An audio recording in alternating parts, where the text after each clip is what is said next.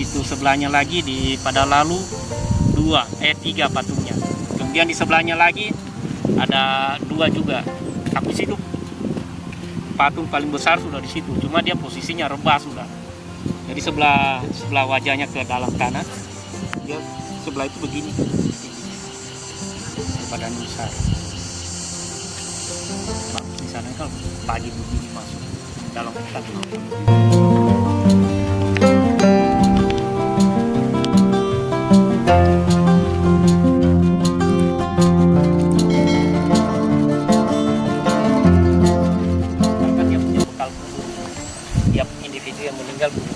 Di dalam ini ada tempayan.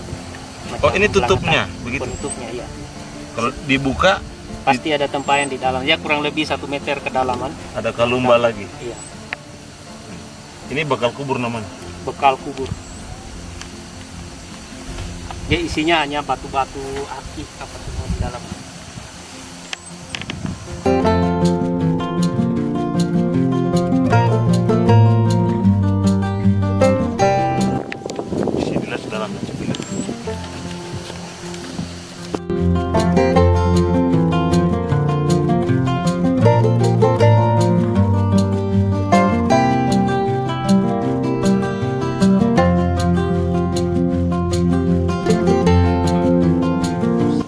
Karena pecah dimakan usia, kena matahari, petir. Kira-kira kalau dia di dalam tanah tidak akan pecah ya? Iya. Berarti ini digali dulu? Tidak, memang posisinya sudah tetap Timbul di atas? Ini Pak, ini kayaknya penutupnya. penutupnya itu, Pak. Nah, coba lihat sini. Bentar. Ini penutup dari.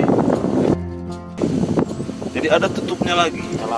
Kalamba, bukan lupa ya, kalamba. Ini kan beratnya ini. Nggak usah itu saja. Bantu bisa kita angkat ya. Iya, gua. Tidak kuat campurannya ini seperti Pak. Satu banyak ini. Ini kalamba ya.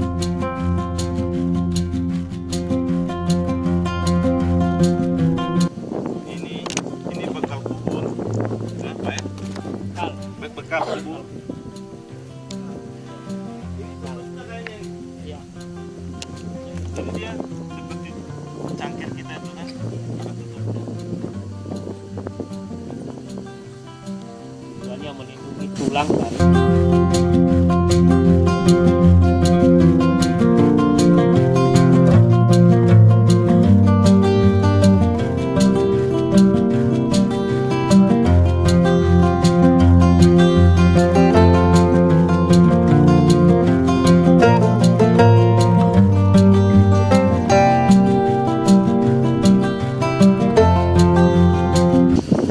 tutupnya. Ini yang menarik, ada seperti monyet. 1, 2, 3, 4, 5. Ini tutup kayaknya yang besar sana. ini. Ya? Yang besar kayaknya. Oh, itu ada juga sana. Di foto ini.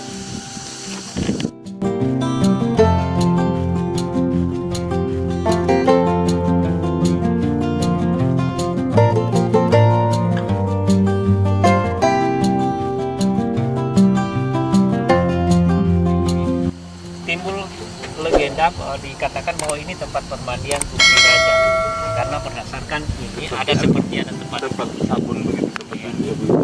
tapi ini bukan digunakan sebagai tempat duduk ketika mandi.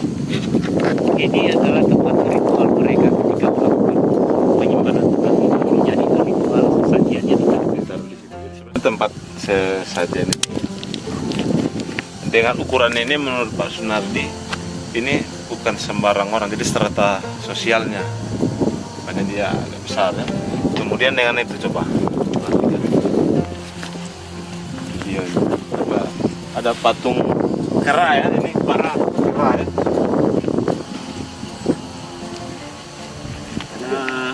Ada binatang yang mereka anggap sakral itu adalah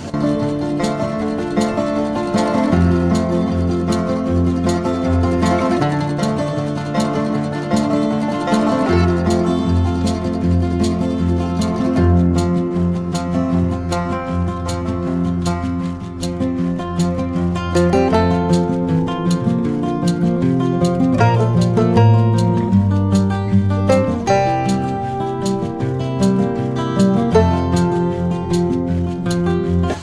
di sini kalau tidak salah 500 gigi ditemukan di dalam Di dalam gigi ini? manusia.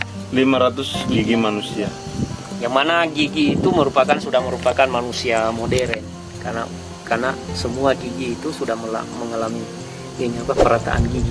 Seperti kayak gigi Ya, kita ya. ada tradisi dulu orang tua dulu kita di Lore pun ada itu. Kalau sudah umur Iya. berapa? Kalau 12 sudah tahun. umur itu menanjak remaja, Sudah mulai digering dan rumput gigi ke serata aja. kali kalau begitu. Itu menandakan kalau orang Dewasa sudah. sudah dewasa ya. Jadi ini ada versi dari arkeologi dengan temuan tulang yang ada di dalam Kalamba ini. DNA tulang dengan keberadaan masyarakat Lore itu tidak ada. Nah, yang pertama penyebab pertamanya hijrahnya pelaku prasejarah ini dengan kemunculan nenek moyang suku Lore. Orang kan waktunya dari 2 tahun. Tetapi ada lagi yang satu ilmu arkeologi yang namanya itu etnoarkeologi. Di mana etnoarkeologi itu mempelajari budaya prasejarah yang masih berlaku hingga atau masih berlanjut hingga saat ini. Jadi ada di Lembah Napu, mereka melakukan penelitian di sini juga. Mereka dapatkan itu namanya batu ike. Batu ike itu dipakai untuk pemukul kulit kayu untuk menjadi kain dari kulit kayu. Dan umur daripada batu ike itu bukan batunya yang ditemukan umurnya, dari getah yang masih lengket di dalam batu itu yang diteliti sehingga ya kurang lebih 2070 tahun ya. Jadi dengan demikian budaya masyarakat Lore umumnya dan Behoa pada khususnya itu budaya itu masih berkembang hingga saat ini, masih berlanjut. Iya, kegiatan iya mamanya bapak ini masih melakukan itu. Jadi dari segi budaya ini ada hubungannya, dengan pelaku prasejarah ini. Ya. Karena kalau kita tanya orang tua di sini itu batu itu mereka tidak tahu asal usulnya dari mana, kan mereka hanya menyebutkan bahwa batu ike itu sudah turun temurun dikasih ke generasi ke generasi. Di sini pun kami melakukan penggalian untuk tiang pagar ini, kami masih temukan benda itu. Batu ike itu Iya, pakai untuk baku dipakai kasih Iya. kulit kayu dari kain ya. Iya. Itu mungkin dari segi DNA-nya mungkin tidak ada, karena memang belum lalu sudah, tapi belum keluar dia punya hasil penelitian karena sampel darah orang Lore lalu sudah diambil untuk dicocokkan apakah dia mirip dengan DNA tulang yang ada di sini. Tapi waktu penelitian pertama dari tahun 1995 itu sampai mereka temukan kemiripan DNA di Indonesia ini, suku yang ada di Indonesia itu 13 tahun. Ya, ini untuk megalit ini yang di Lore ini dia hanya ada di 5 etnis Sulawesi. Yang pertama itu kalau kita di Sulawesi Tengah itu suku Kaili. Iya. Kalau di Sulawesi Utara suku Minahasa. Kalau di Sulawesi Selatan Toraja, Mamasa dengan suku Kajang. Ya, yang Itu kemiripan DNA tulang yang ada di dalam ini. Iya. Kita lihat suku tertua di Indonesia kan. Tapi mudah-mudahan lah ya, kalau muncul ini hasil penelitian sampel darah orang Lore lalu bisa menjelaskan ya menjelaskan hubungannya. Iya. Oke. Pak Sunardi, terima kasih nih, kita sudah dapat banyak Iya. ilmu. Pakai bahasa Inggris Pak Sunardi. Kalau Bapak pakai bahasa Inggris, saya pakai bahasa Jerman nanti. Supaya sama-sama kita tahu. Ayo Pak ya, Iya. terima kasih banyak. Sama-sama. Sampai ketemu lagi. Iya.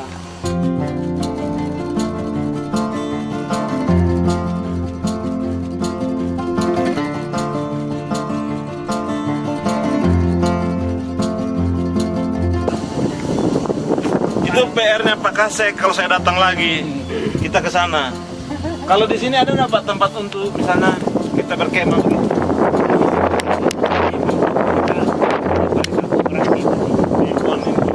Oh berarti boleh di dalam. Untuk sekarang belum diperbolehkan.